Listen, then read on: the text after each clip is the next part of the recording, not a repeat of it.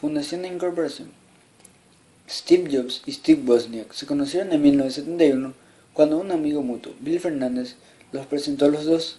Wozniak, a quien le gustaba mucho que se le llamase Woz, siempre había sentido una gran atracción por la electrónica y apadrinaba a los chicos tales como Bill Fernández o el mismo Steve Jobs. Wozniak cada vez empezó a dedicarle más y más tiempo a construir su propio diseño de computadora en papel.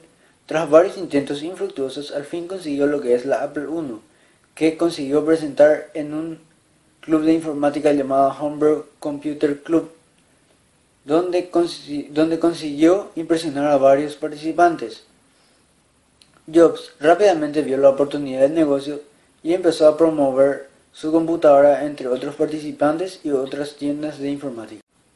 Al poco tiempo empezaron a recibir pequeños encargos, consiguiendo vender 200 ejemplares de su Apple I, y se empezaron a unir varios amigos, pero las prestaciones eran limitadas y empezaron a buscar financiación. Jobs conoció a Mark Markula, quien accedió a invertir $250,000, creándose así el 1 de abril de 1976 el Apple Computer, que fue subastado en diciembre de 2011. En total, se produjeron y vendieron alrededor de 200 unidades, a $666 cada una, pero el éxito fue tal que no pudieron dar abasto a tanta demanda, y Jobs tuvo que vender su auto y Wozniak tuvo que vender su calculadora programable HP para poder construir su proyecto. Con el dinero ganado gracias a la venta del Apple I, en Apple II pudo comenzar a pensar en una máquina bastante más ambiciosa, el Apple II. Para Wozniak, el Apple II iba a ser simplemente la computadora que hubiera querido construir si no hubiera tenido las limitaciones económicas que tuvo con el Apple I.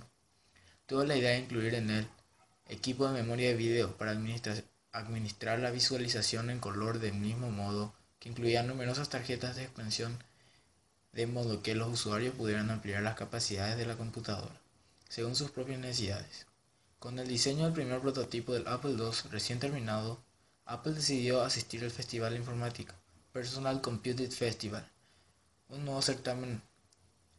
Allí la incipiente industria de la microinformática podía mostrar su progreso y hacer negocio y contactos con los demás creadores de computadoras. El vuelo a Filadelfia, lugar donde se celebraría esta exposición en 1976. Los fundadores del Apple coincidieron con el de Processor Technology y su recién diseñada computadora Sol, coincidencia que tuvo un gran impacto en el futuro inmediato de Apple. La gran mayoría de las máquinas y empresas dedicadas a la microinformática en 1976, y por consiguiente prácticamente todas las que formaban el festival, eran en general jóvenes fanáticos de la informática, con kits que los usuarios debían montar y o soldar para poder hacer funcionar, por lo tanto enfocadas sobre todo a los entusiastas de la electrónica. Sin embargo, Processor Technology ofrecía una imagen mucho más seria y profesional, y su Sol era una computadora que bien estaba enfocada, al igual que todos los demás, como un kit que debía montarse, pero también se daba la posibilidad de adquirirla como computadora, ya montado y listo para utilizar. Fue entonces cuando Steve Jobs comprendió que el futuro no estaba en placas con componentes que los usuarios deberían de soldar, sino en computadoras como el Sol, ya montadas y preparadas para el uso y disfrute de los usuarios. Por lo tanto, el Apple II, el cual no había salido a la venta, debía incorporar la salida de video, el teclado y todo aquello que necesitara en una caja de plástico para hacer que su uso fuera más sencillo.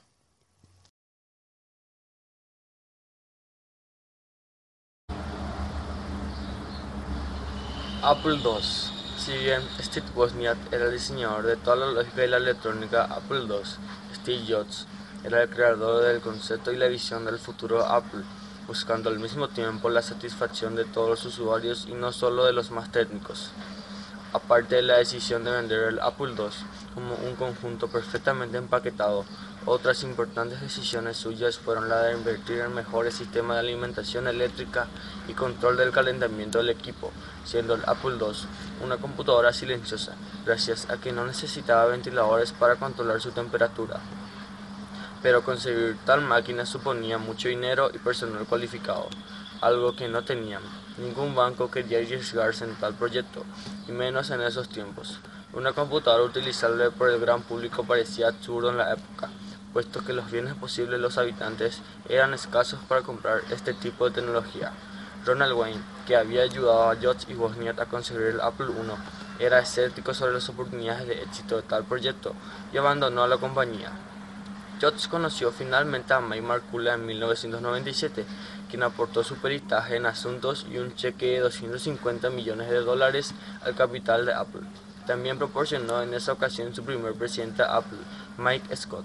El modelo final de Apple II se presentó al público en abril de 1997, convirtiéndose en el canon de lo que debía ser a partir de entonces una computadora personal. Por este motivo, Apple cambió su logotipo por el famoso logo de la manzana coloreada, que recordaba que el Apple II era uno de los primeros ordenadores con monitor en color. Otras teorías aseguran que el logo fue en honor al matemático ateo gay, padre de la informática, Alan Turing, quien se suicidó tras morder una manzana envenenada.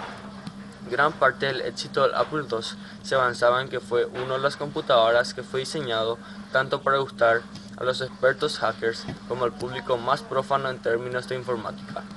Pronto la base de software para el Apple II comenzó a crecer, haciendo más atractivo la computadora al resto del público, en especial cuando apareció en el mercado la primera hoja de cálculo en la historia, la Pascal, la cual hizo vender ella sola miles de computadoras Apple II.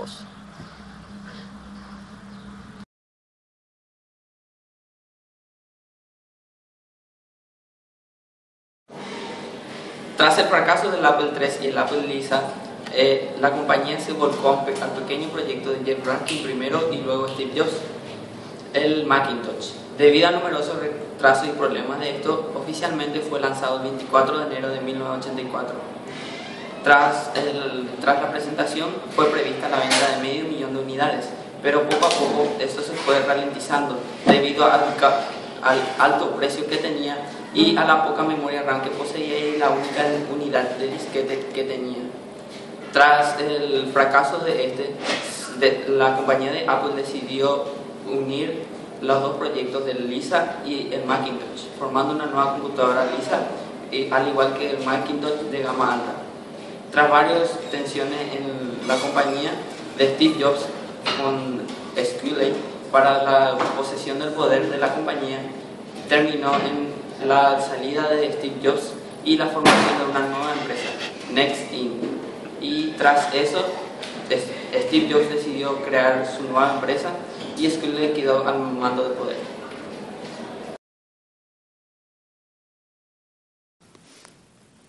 Cuando Apple I tenía un producto en crecimiento en el mercado, Apple II estaba pensando en su sucesor.